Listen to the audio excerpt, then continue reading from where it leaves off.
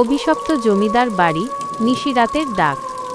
কলকাতার ব্যস্ত জীবন থেকে দূরে বীরভূমের এক প্রত্যন্ত গ্রামে অবস্থিত চৌধুরী ম্যানসন। গ্রামের মানুষ একে অন্ধকার বাড়ি বলে ডাকে। বিশাল এই প্রাসাদের দেয়ালে শ্যাওলার আস্তরণ, আর জানলাগুলো যেন কোনো মৃত মানুষের চোখের মতো ফ্যালফ্যাল করে চেয়ে থাকে। অর্ক পেশায় একজন লেখক। পুরনো জমিদার বাড়ির ইতিহাস নিয়ে সে একটি বই লিখছে। সেই সূত্রেই গ্রামের মাতব্বরকে অনেক বুঝিয়ে এই বাড়িতে 7 দিন থাকার অনুমতি জোগাড় করেছে সে।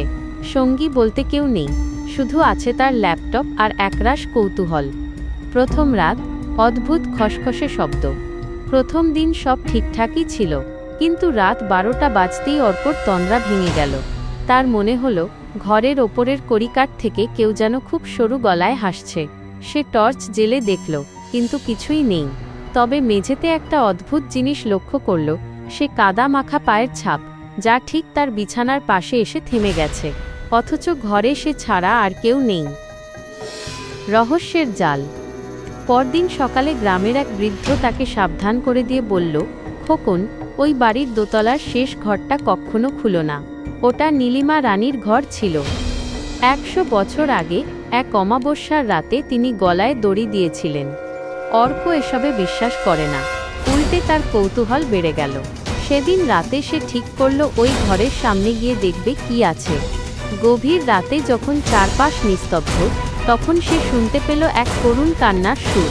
সেই সুর দোতলার সেই বন্ধ ঘর থেকেই আসছিল। সে টর্চ নিয়ে গুটি গুটি পায়ে উপরে গেল।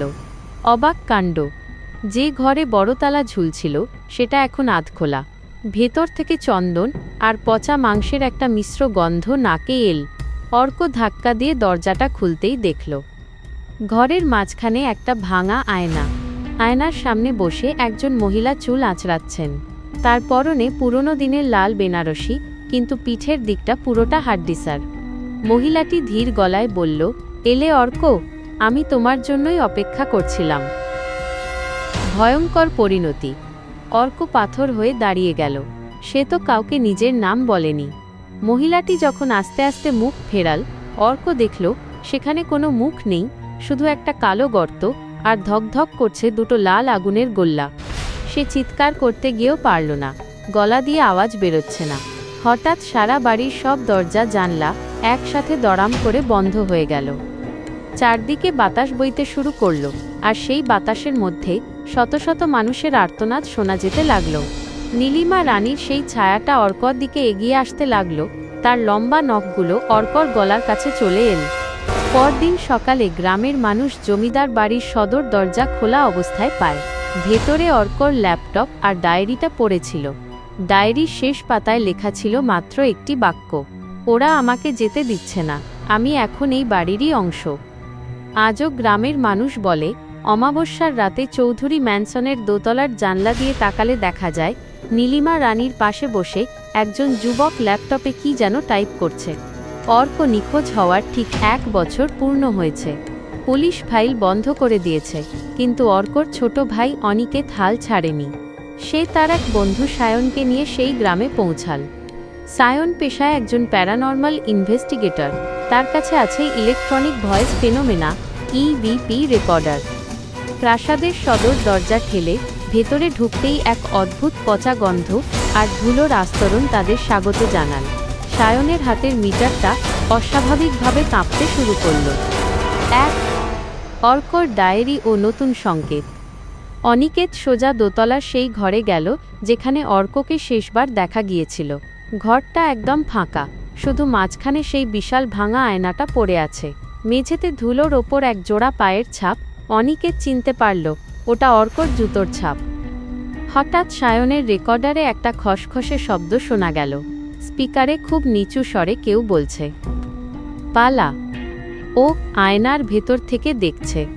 অনিকেত চমকে উঠল, ওটা হুবহু অর্কর গলা। সে টর্চ জেলে আয়নার দিকে তাকাল। আয়নাটা ভাঙা হলেও তার প্রতিবিম্বে সে নিজেকে দেখতে পেল না। বদলে দেখল একটা অন্ধকার ঘর, যেখানে অর্ক একটা চেয়ারে হাত পা বাঁধা অবস্থায় বসে আছে। 2. নীলিমা রানীর প্রবেশ।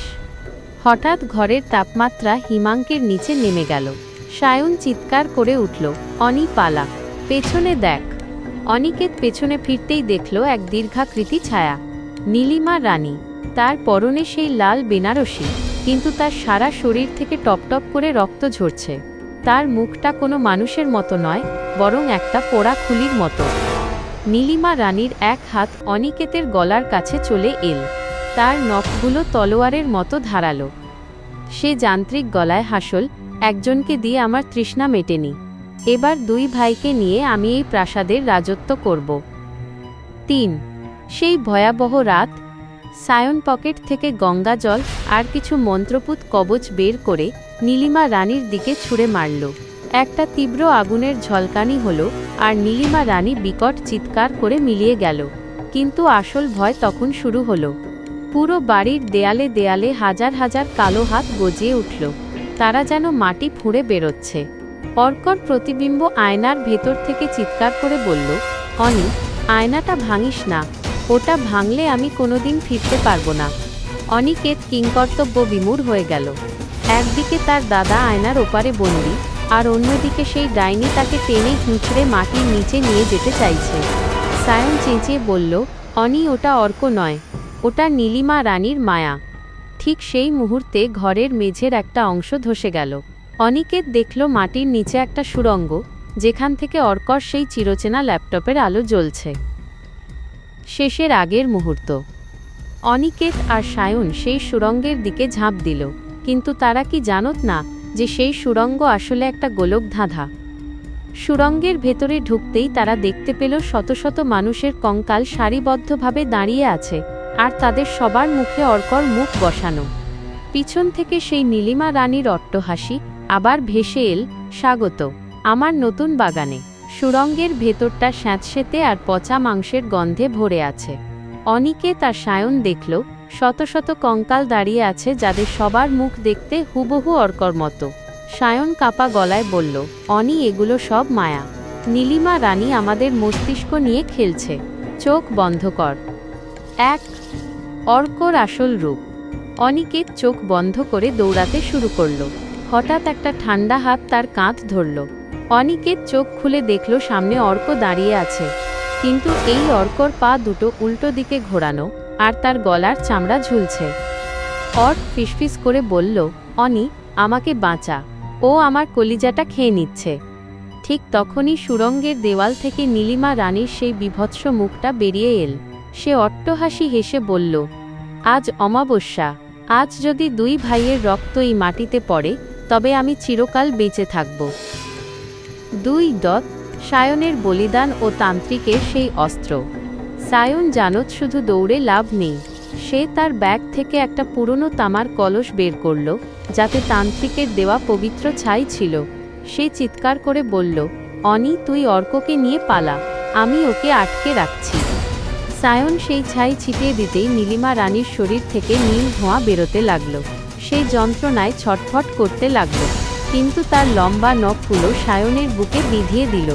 সায়ন মাটিতে লুটিয়ে পড়ল, কিন্তু তার মুখে ছিল জয়ের হাসি।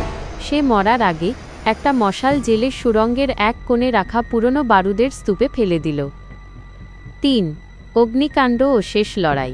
পুরো সুড়ঙ্গে আগুন ধরে গেল। সেই আগুনের আলোয় অনিকেত দেখল আসল অর্ক একটা পাথরের খাঁচায় বন্দী হয়ে আছে। তার শরীর শুকিয়ে কাঠ হয়ে গেছে। অনিকেত পাথর সরিয়ে দাদাকে কাঁধে তুলে নিল। পেছন থেকে নীলিমা রানীর আর্তনাদ শোনা যাচ্ছিল, তোরা কেউ বাঁচবি না, এই বাড়ি তোদের সমাধি হবে। অনিকেত অর্ককে নিয়ে যখন সুড়ঙ্গের মুখে পৌঁছাল, তখন দেখল সেই বিশাল জমিদার বাড়িটা তাসের ঘরের মতো ভেঙে পড়ছে। সে শেষ মুহূর্তে একটা জানালা দিয়ে বাইরে ঝাঁপ দিল। উপসংহার, অভিশাপ কি সত্যিই শেষ? পরদিন সকালে গ্রামের মানুষ দেখল চৌধুরী ম্যানসনের জায়গায় শুধু ছাই আর ভাঙা ইট পড়ে আছে। অনিকেত আর অর্ক কোনো মতে বেঁচে ফিরল, কিন্তু অর্ক আর আগের মতো নেই। সে দিনরাত শুধু জানালার দিকে তাকিয়ে থাকে আর বিড়বিড় করে বলে, ও এখনো আসেনি, ও আয়নার ভেতরে নয়, ও আমার ছায়ার ভেতর ঢুকে আছে।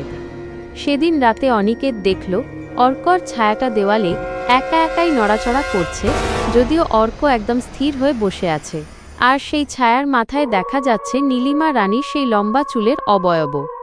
চৌধুরী ম্যানসন ধ্বংস হয়েছে ঠিকই, কিন্তু নীলিমা রানী এখন নতুন শরীর খুঁজে পেয়েছে। গল্পটি এখানেই শেষ হলো।